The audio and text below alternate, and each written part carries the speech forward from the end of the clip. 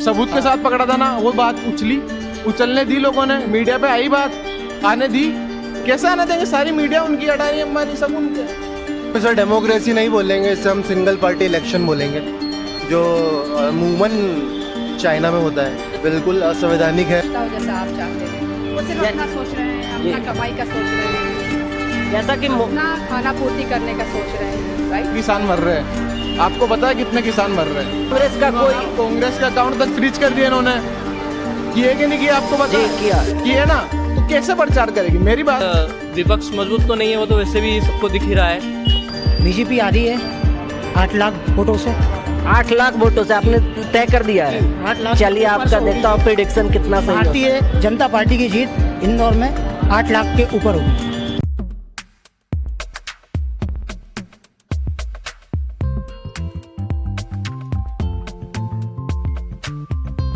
नमस्कार, आप देख रहे हैं वार्तालाप।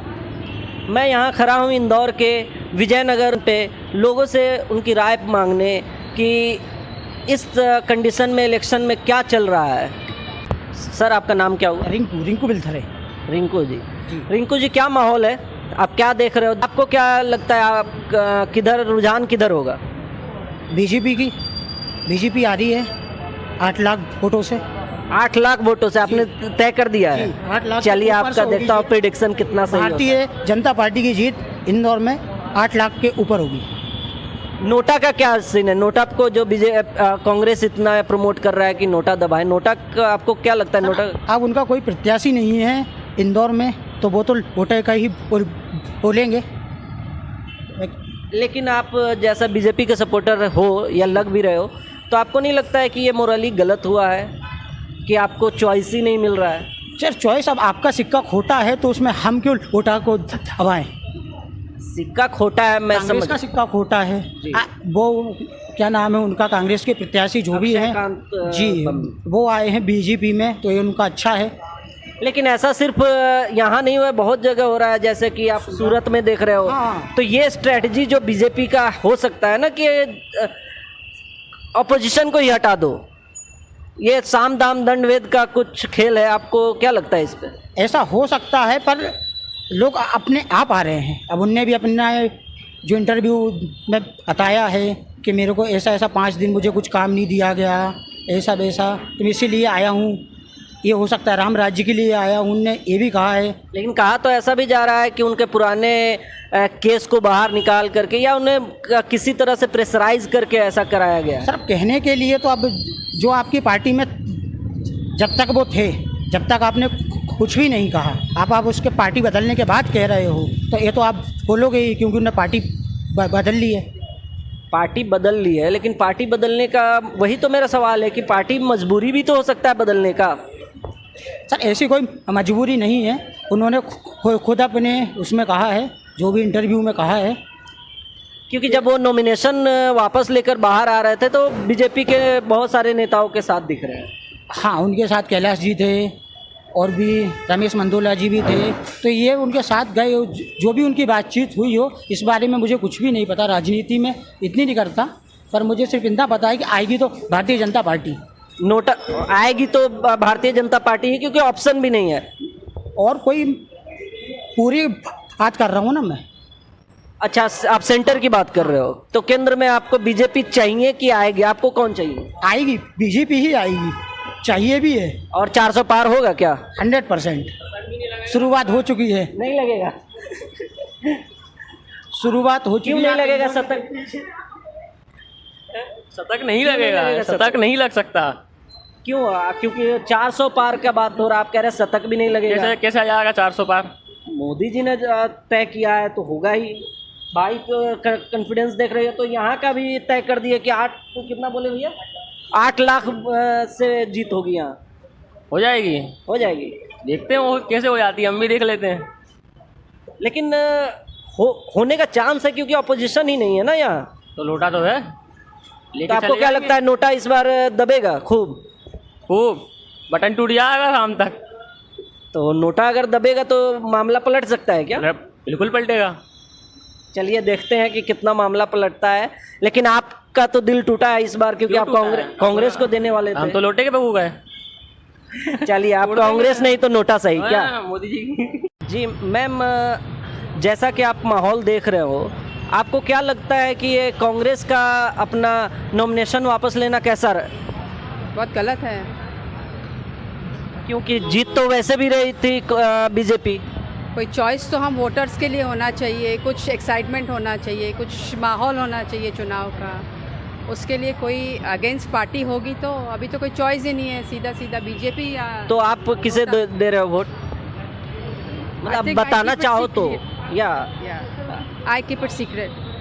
या लेकिन जनरली आप ये तो समझ सकते हो, या नोटा को जैसे कांग्रेस बहुत प्रमोट कर रहा है कि नोटा दो, क्योंकि उनके पास कोई ऑप्शन बचा नहीं है, तो क्या लोगों को नोटा की तरफ भी ध्यान देना चाहिए? बिल्कुल बिल्कुल देना चाहिए। और दूसरा पॉइंट ये है कि हमारी बहुत सारे बातें होती हैं, बहुत ज़रूरतें होती हैं जो हम सरकार से कहना चाहते हैं, बट कोई चॉइस नहीं होता है। तो हम चुनाव कई बार क्या होता है, ठीक है वोट देना है, दे के आ गए, ये मेंटालिटी है। Not only me, I think I have a circle of 30 ladies, सभी का यही है, ठीक है वोट देना है, हम दे आएंगे। और जो आपका सर्कल 30 लेडीज़ का है, तो वोट एक ही मत को जाता होगा या उसमें भी डाइवर्सिटी है? लाइक अलग अलग लोग, आपके अलग अलग ग्रुप के लोग अलग अलग के, आप लोग इकट्ठे देते हो एक ही तरफ को वोट? यार अलग अलग है हमारे, तो अलग अलग वोट देते हैं, सबका अपना अपना मत है। सबका अपना अपना मत है। But really you want to know, तो some ladies are there, they are going for time pass only. वो देखती हैं क्या अच्छा लग रहा है, हाथी अच्छा लग रहा है, झाड़ू अच्छा लग रहा है, साइकिल अच्छा लग रहा है, They don't think so much about parties. Because we are very hurt. कहाँ बोले क्या बोले, हाँ बहुत अच्छा कर रही है सरकार, बट फिर भी कुछ तो मुद्दे होते हैं जो हमें बोलना चाहिए। तो आप पर्सनली क्या चाहते हैं, सरकार को किस मुद्दों पे ज़्यादा ध्यान देना चाहिए? आई थिंक सबसे पहले तो युवाओं पे और एजुकेशन पे। युवाओं पे और एजुकेशन पे। और आपको जैसे कांग्रेस हर दिन ये इल्ज़ाम लगाता है कि बीजेपी धर्म पे राजनीति कर रहा है, इस पे आप क्या सोचती हो? मुझे ऐसा लगता है कि धर्म बहुत मेन मुद्दा है जीवन का, प्रायोरिटी होना चाहिए धर्म। पर धर्म में सिर्फ हमें पूजा पाठ नहीं, धर्म का एक पहलू है, अगर आपको पता होगा, नैतिकता, ठीक है, मॉरल एजुकेशन। अगर हम उसमें मॉरल एजुकेशन लें और हमारे बच्चों को अभी से, युवाओं को अभी से मॉरल एजुकेशन दें, नैतिकता दें, सभ्यता की सीख देंगे, तो आगे जाके जो एक समाज जो युवाओं का खड़ा होगा, वो एक ऐसे समाज खड़ा होगा कि हाँ वो समझेंगे किसी पे दया करना है, किसी की मदद करना है, किसी को लूटना नहीं है। तो आई थिंक एजुकेशन का मेरा कहने का मतलब यही था कि मॉरल एजुकेशन पे अगर ध्यान दिया जाए, a part of academic, a part of sport, a part of physical, एक नैतिकता को भी अगर बेस से रखा जाए ना, तो हम आगे 10 साल बाद एक ऐसा युवा खड़े करेंगे। मैम, मैं पूछ सकता हूँ आप क्या करते हो? Housewife housewife. Just housewife? Housewife is not just, it is a big deal. But ma'am, आपको क्या लगता है, जैसे आप हाउसवाइफ हो, महंगाई की तंगी से आप भी परेशान होंगी, तो उसके बारे में आप क्या कहते हो? उसके लिए आई थिंक एक सिस्टम की ज़रूरत है, जो कि अभी थोड़ी सी कोशिश हो रही है धीरे धीरे उसको सेट करने की। महंगाई को सरकार भी कोशिश कर रही है, टैक्सेशन एंड रेट्स को काबू करना, because of international market they are trying. जैसा कि आपने टैक्सेशन की बात की हो, तो आपको नहीं लगता है कि टैक्स का जो डिस्ट्रीब्यूशन है वो अच्छे तरीके से नहीं हुआ है? हो सकता है। I said they are trying. मैं किसी नोटिस कर रही हूँ, दे आर ट्राइंग। या बट मैं किसी सेक्टर का नाम नहीं ले रहा, लेकिन आपको पता है ना कि कई जगह अगर टैक्स नहीं होना चाहिए या कम होना चाहिए, वहाँ ज़्यादा है, कई जगह टैक्स ज़्यादा होना चाहिए, वहाँ कम है। ये तो है, बट आई थिंक ये इतना कंफ्यूजिंग सेक्टर है टैक्सेशन का जी। मैं इसीलिए आपको ये ध्यान देना चाहती हूँ। हमारे घर में बच्चे हैं, आपने पूछा मैं क्या करती हूँ, मेरा एक साइड वर्क है moral education classes for children and for not youths, क्या बोलेंगे हम, किशोर बोलते हैं जिसको हम, तो उनका एक हम क्लासेस चलाते हैं जिसमें हम उनको यही सिखाते हैं। और आप उससे अगर आप नोटिस करेंगे, अगर आप बच्चों को सिखाएंगे, आपको 10 साल बाद एक अच्छा युवा मिलेगा। बट आज का युवा हमारे पास वैसा नहीं है कि ऐसा सोचता हो जैसा आप चाहते हैं। वो सिर्फ अपना सोच रहे हैं, अपना कमाई का सोच रहे हैं। जैसा कि अपना खाना पूर्ति करने का सोच रहे हैं, राइट? एम आई राइट? बीइंग सेल्फिश, राइट, कि सबको सिर्फ अपना ही बिकॉज इट्स माहौल इतना वो है कि हर कोई को लगता है कि मैं सेट हो जाऊं। अपना हो जाए वही काफ़ी है।